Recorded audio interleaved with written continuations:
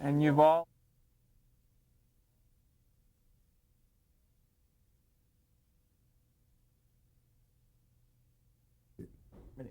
So Desi had said, come on home. Come on home.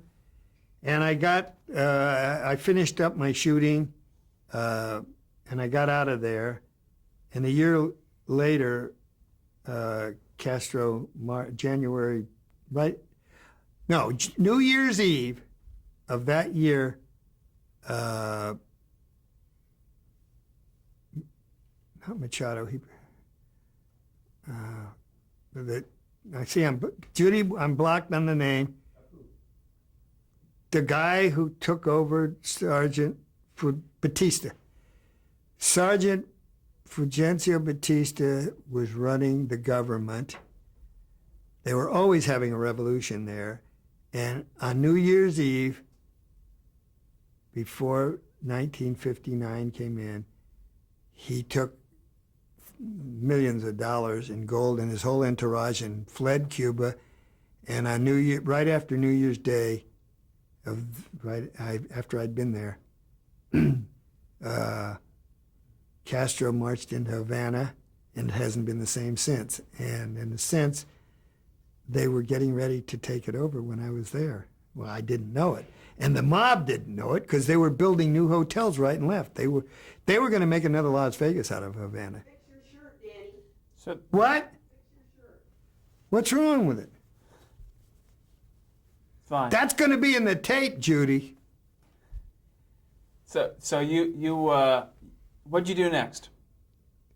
Well, we made that show, the first hour, and to finish it, when Desi got through cutting it with Bert, it ran 75 minutes with my real film from Havana, which had the doubles in it, cutting to close-ups again. You wouldn't know it. Everyone thinks they went to Havana because that's what editing is. It looked like they did with my material. But when the show was finished, it ran, a 60-minute show was supposed to run, 48 minutes or something. And this thing was running 75 minutes with titles. Desi did not want to cut it down. It actually was too long. We didn't need the whole business with Hedda Hopper and fore or aft. And we could have just started on the cruise ship with a little narration, which we did later. But to stay with the story, Desi was adamant about not cutting the picture down. So he called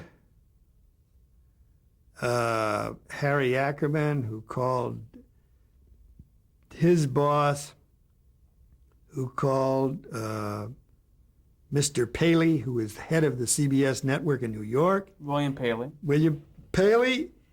And he said, Mr. Paley, I've got this fine show. We're running 15 minutes into the whatchamacallit Steel Hour, U.S. Steel Hour.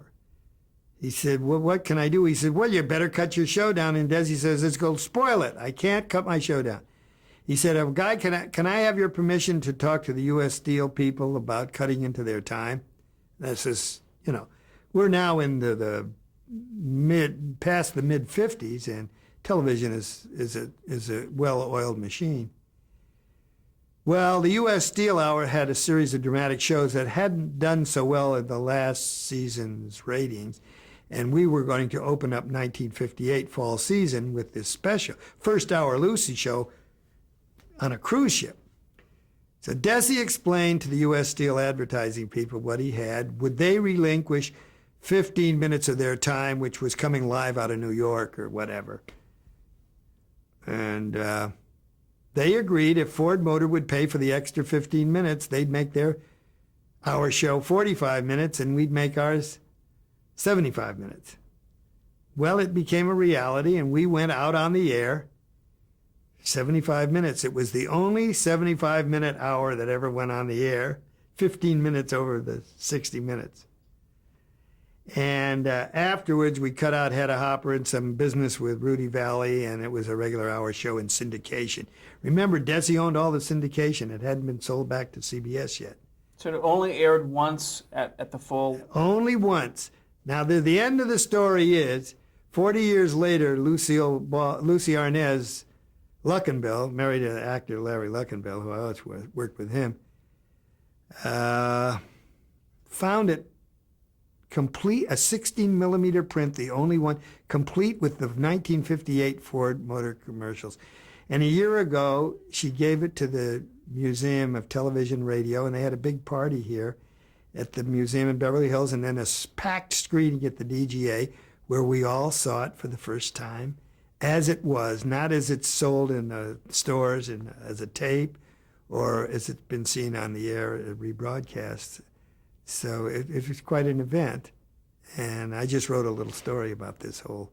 I called it the Cuban Caper, and so much for that. Then we made, I don't know, 4 or 5 more hours that were here, there, and everywhere, and things were getting pretty bad between Lucy and Desi, pretty bad. I'd rather not elaborate on that. It's none of my business. But it was pretty obvious within Desilu? It was pretty obvious. And we then, after those hour shows, the half a dozen, we then signed to do what we called the Desilu Playhouse, which would be a series of dramatic presentations of where Lucy would play a dramatic character or Desi would play a dramatic character in a story that had nothing to do with the Ricardos or I Love Lucy. And the other shows would be with guest stars. I forget how many we made. One of them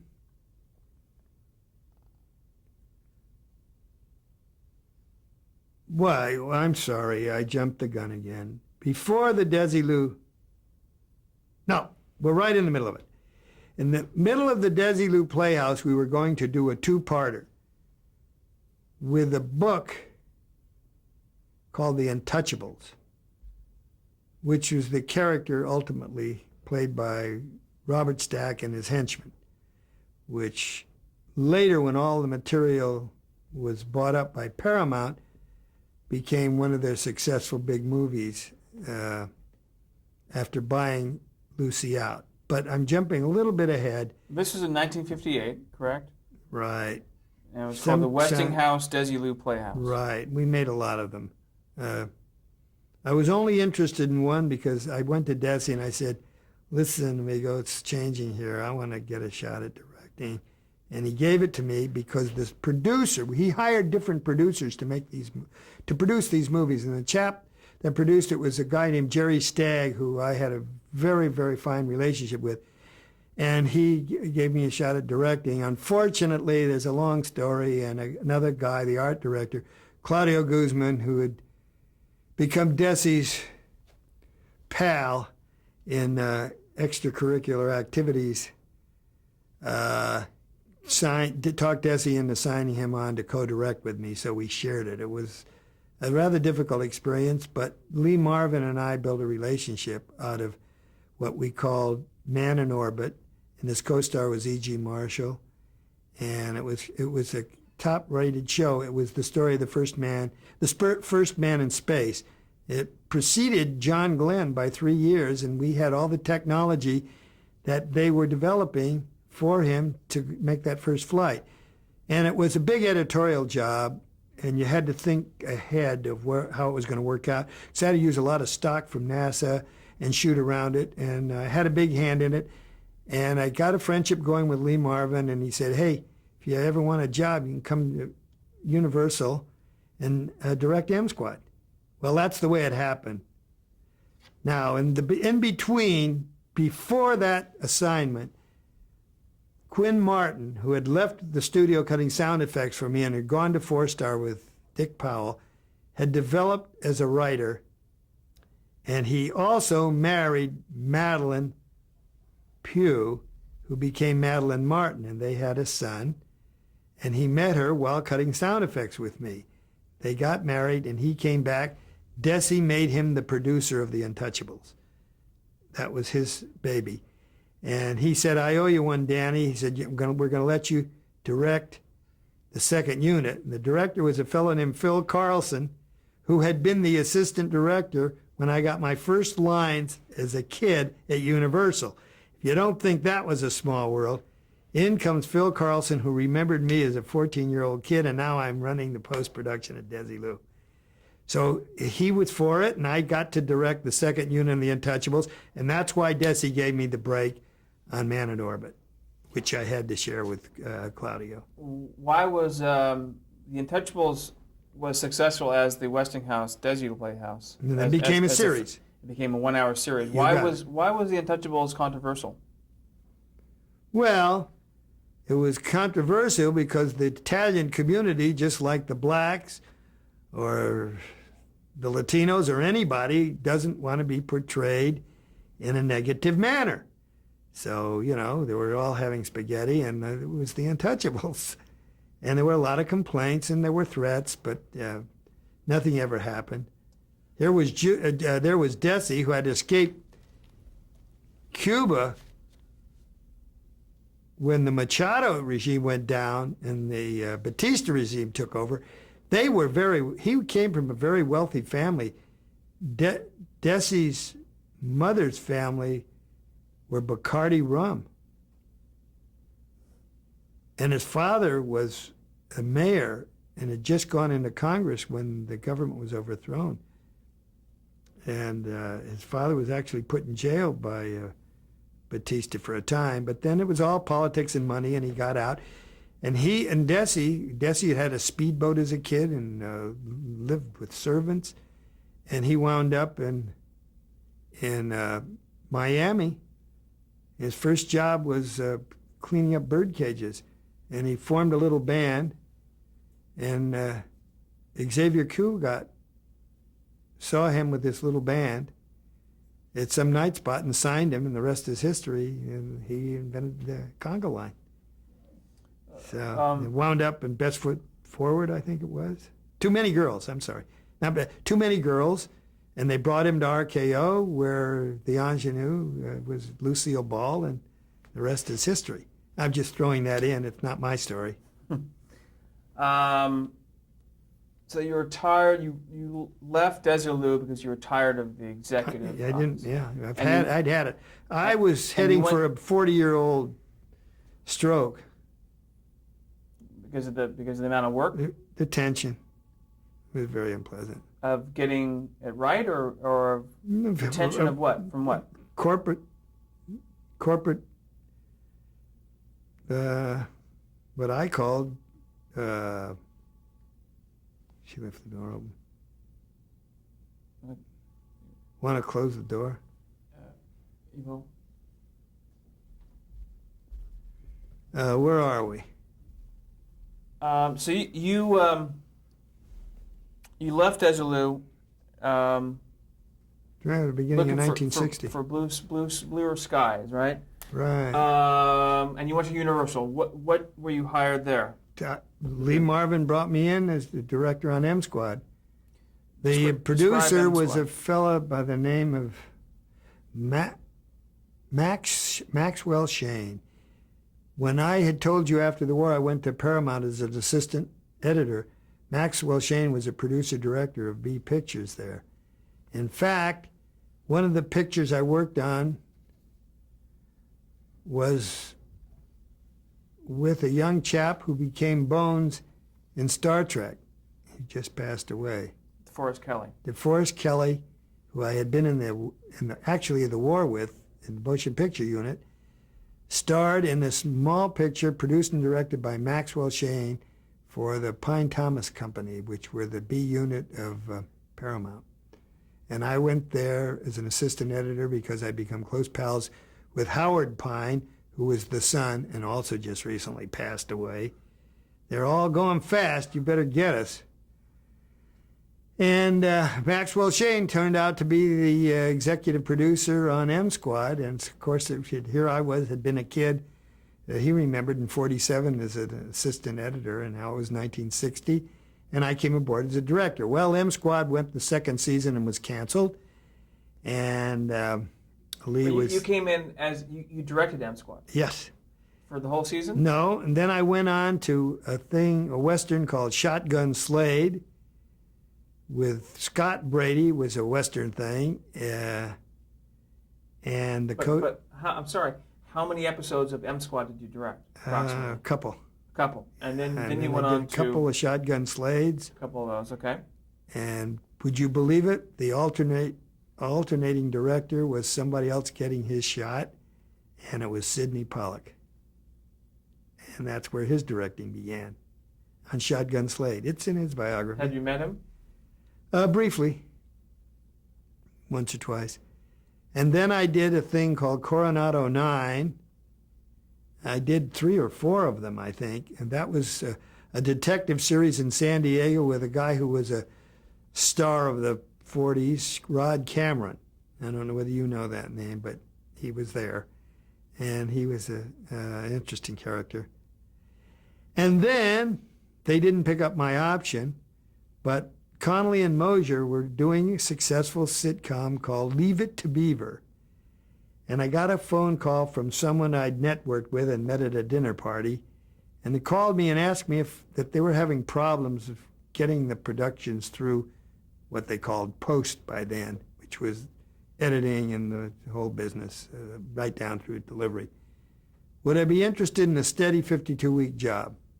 Well, they weren't standing in line to hiring me a director after doing Coronado 9, and rather than the gang at William Morris said, you're going to have to sweat it out and go hungry for a while, and we had just built this house. Just built this house. And Judy supervised it, and this whole thing went up. And those last days at Desilu, well, by the time we moved in, I was just about finished there and had started directing. And a year later, the mortgage and the thing and the family. So I opted to take this steady job, and I stayed with them for 3 years. And this was, in essence, the same kind of job you were at Desilu, right? The same kind of job I had gotten out of, I'm back in. Now, after 3 years of that, we were doing a thing with Gene Kelly. It was an old Bing Crosby project called Going My Way, which was about an old priest and a young priest. Gene Kelly had reached his pinnacle of success and was now doing TV, and was a little cranky about being a dancing priest in a parish. And he was finding fault with the photography and the editing and this and that, and I got fed up. Was the end of the line. But as timing goes in this business, Lee Marvin surfaced at Ziv. This is before he won the Academy Award for the old horse thing, or the Jane Fonda, the one I'm talking about. Yeah, I do. But Yeah, that's okay. he won the Academy Award. Right. He said, I got to share it with this old horse in the valley. I can't think of it right now. I'm getting tired. So Lee got this series going called Lee Marvin's Detective. Lee Marvin's Detective were real first docudrama stories where the producer, Babe Unger, he was a producer-director, but he couldn't do them all, would go to different police departments around the country. You were, as a civilian, allowed the files, and he'd pick out stories and write them up as a real story, and Lee Marvin would get involved in it and kind of tell the story as it happened, with actors recreating the real crimes and whatever. And we went all over. This was for Universal. No, this is for Ziv Television. It's also the disappeared company, but it was very big doing cheaper product in the 60s. Supplying it to Universal distribution. No, it had nothing to do with Universal Distribution. They had their own distribution. It was Ziv. I don't know who bought it out. Something called NTA eventually, I think, bought it out. National Television Associates or something. Anyway, they had a little studio, which was right next door to the Samuel Goldwyn studio, now called Warner's Hollywood. Now there's a market there. It's a little mini mall. It's got a camera out in front. It's all that left of the studio. It was a little tiny studio with a tennis court on the next street. It's right on Santa Monica Boulevard near La Brea, not far from La Brea. So, but you were at Universal. How did you become involved with this? Because when the job ran out for me with Connolly and Mosier on their sitcoms, there were several, and a couple of long ones, Lee Marvin happened to call me through his agent and said he was starting a new series. Was I interested in directing? And I said, I'd love to. I'd just been out of work. Just been out of work. So I went over there and I made a deal to write 2 of them and direct 4 of them. Well, I wrote one. It was the first script I wrote, and it was sitting down to a blank piece of paper and writing a whole story, even with research material, is not that easy. Little half-hour things. And I went around and outlined a couple of more, and I went to Philadelphia to shoot the first one, and I was not a happy camper. It was we were working with 16 millimeter cameras and minimum crew, professional but minimum crew. And Judy called me Judy, your wife? Judy, my wife, called me in Philadelphia and said, I just got a call from Al Simon. He's now with Paul Henning, and they've done the first year of the Beverly Hillbillies, and they're changing the editing staff, and Paul knows your work and wonders if you would like to come aboard as the editor of Beverly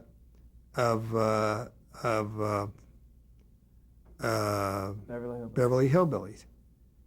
So I said, when does it start? And she said, in about a month. I said, don't worry, I got a few things to wrap up here. I'll do it, and I'll be home. I did go home. I did start, and I did the whole year of the Beverly Hillbillies. I did what 2 editors had done the year before. I did it all myself, except for the Christmas show. And they promised me certain things that, for reasons I won't go into, they didn't deliver it. They wanted me to pick it up for the 3rd season, just the way I did.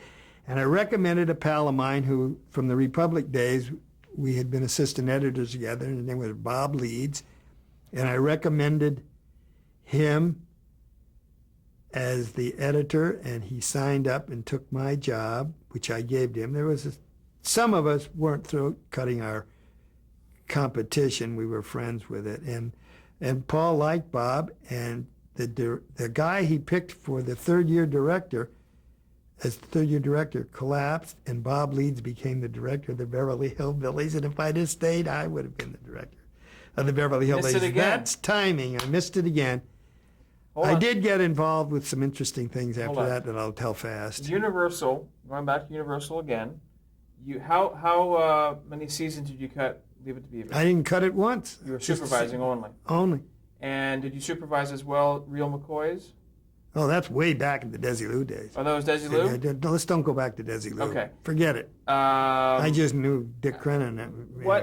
Walter Brennan's son and Andy Brennan went to high school together in the early years.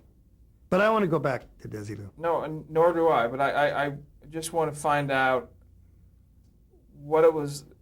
How did working at Universal in that position compare to working in that position at Desilu? Well, I didn't have the tension and the pressure. I just had one little company to work. It's called K-Row Productions. It was a corporate entity within the Universal hierarchy, and we just had our own little unit. It was fine. And at this point, Universal had grown considerably since Oh, they the were first big. time. They were big. Yeah, MCA TV, whatever they called it. But it lasted 3 years. It was steady, but then I got tired of it. And when Lee called, I jumped and went. And then when Paul called, I jumped and went. Describe Paul Henning. Oh, wonderful man. He's still around. We did a lot of shows. He did Petticoat Junction and Green Acres, as well as the Beverly Hillbillies. And his favorite show was still where Granny meets the giant jackrabbit, she called it. It was a kangaroo from Australia. And it was one of the best sitcoms I ever cut. It's still Paul Henning's favorite. And it was one of the most successful shows. Paul Henning is who? Paul Henning was the producer-writer of the Beverly Hillbillies. Right. Why was it your favorite? Because I had to do so many tricks to make the kangaroo work. Like Don't what? ask me. Oh, I can't come on, tell I you. have to ask you. It's just the kangaroo is supposed to box with Granny.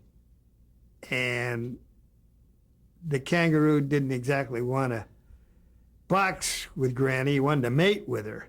It was a very complicated thing of getting all the shots.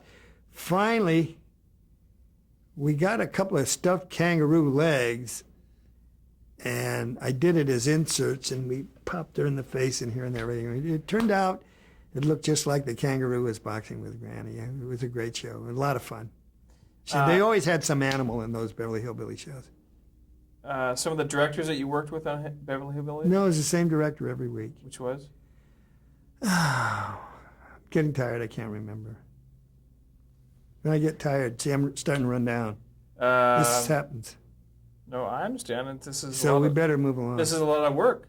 Yeah, it is, and I'm getting tired. Um, And I want to last through it. right. Me too. Right. So after Beverly Hillbillies, you worked with Well, Bob Hope. Is that it? I think Presents? that was my reuniting with Jess Oppenheimer. Jess decided to take on directing as well as producing, and he was a little unsure of himself as far as the directing went. And he said, will you come with me as the editor, associate producer, and direct the second unit action stuff, where we were going to have a double with Bob and Fernando Lamas, who I cast as the heavy. And we made that wonderful show with Janet Leigh playing opposite him, and she clowned around. I just saw her at the Motion Picture Academy the other night with the 100th anniversary of Alfred Hitchcock's birthday. And, of course, she was the big star of Psycho, and she was always clowning around on the set. Psycho hadn't been that long before. They had a wonderful time with Jess, but we only did this one film show for Bob Hope, and then I wound up working for Aaron Spelling, who had been a bit player and was now a mogul.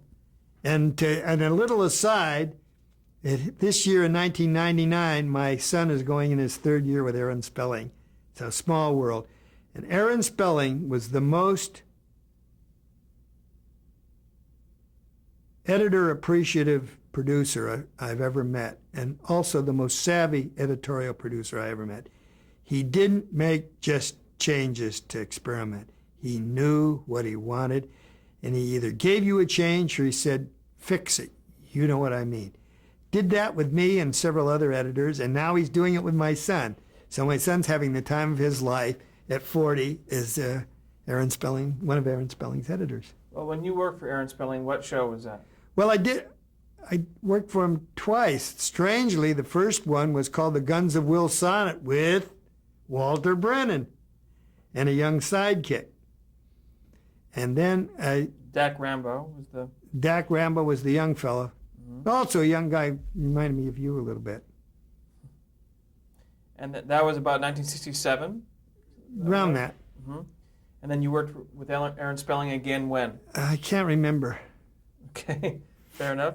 59 maybe. I have it on that somewhere. I don't remember. But it was a crime trio with Ralph Bellamy and the dark chap from Route 66. Can't remember. See, I'm getting tired. Marty Balsam was one. Well,